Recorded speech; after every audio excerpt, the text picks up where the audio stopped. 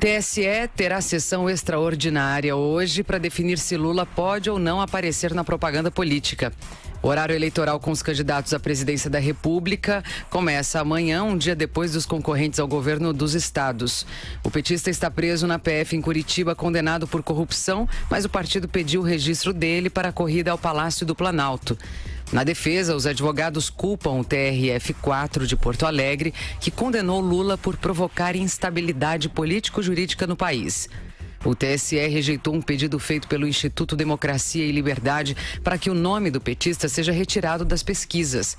E em entrevista a uma rádio do Amazonas, o vice na chapa do partido, Fernando Haddad, reafirmou que a legenda não tem plano B.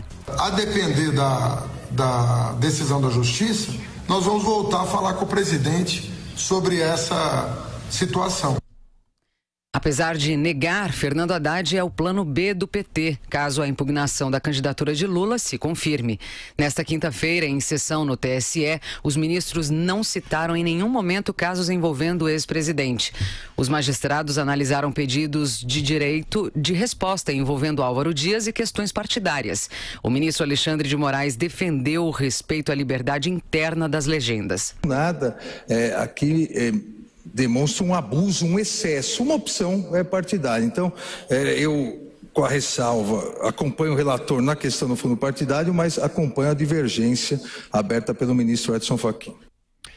E ainda falando sobre o ministro Alexandre de Moraes, ele discutia nesse momento um pedido do PMN para manter um mesmo comando partidário por um período de 8 anos. Ao debater uma questão sobre coligações, o ministro Luiz Roberto Barroso ressaltou a necessidade de seguir as jurisprudências. Como nós viramos a jurisprudência, pior do que não ter a melhor jurisprudência é ter uma que oscila a cada momento. Por esta razão, eu permaneci fiel àquele entendimento, mas me dispondo a levar em conta.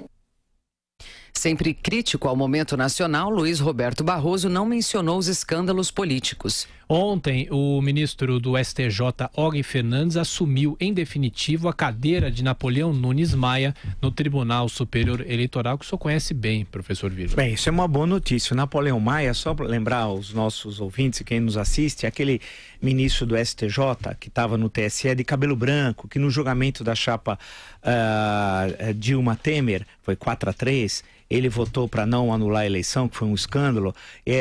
Ele queria receber as fotografias do neto durante a sessão mais tensa da história até hoje do TSE.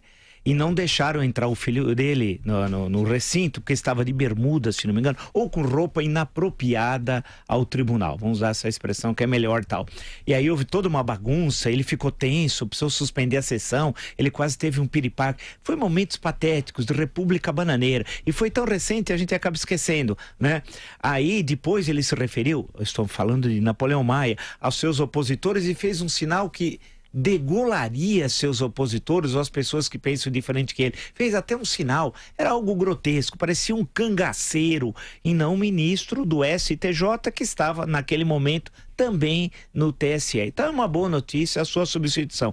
Lembrando ao nosso ouvinte que o Tribunal Superior Eleitoral tem uma composição de 7 ministros, 3 são do Supremo Tribunal Federal e um deles é o presidente da Corte, 2 do STJ, Superior Tribunal de Justiça, e 2 que são advogados, que normalmente advogam na Corte, que ficam ministros 2 ou 4 anos, caso seja reeleito. Isso é um absurdo, que depois o sujeito é ministro ou advogado naquela Corte e depois deixa de ser ministro e volta a advogar na própria Corte, tendo conhecimento de todos os processos. Isso é um escândalo. Mas é a justiça eleitoral que a gente tem no Brasil. Veja que uma das questões discutidas ontem foi a questão de um pequeno partido, da sua vida interna. Isso não tem de ser deliberação do tribunal, isso tem de ser deliberação do partido.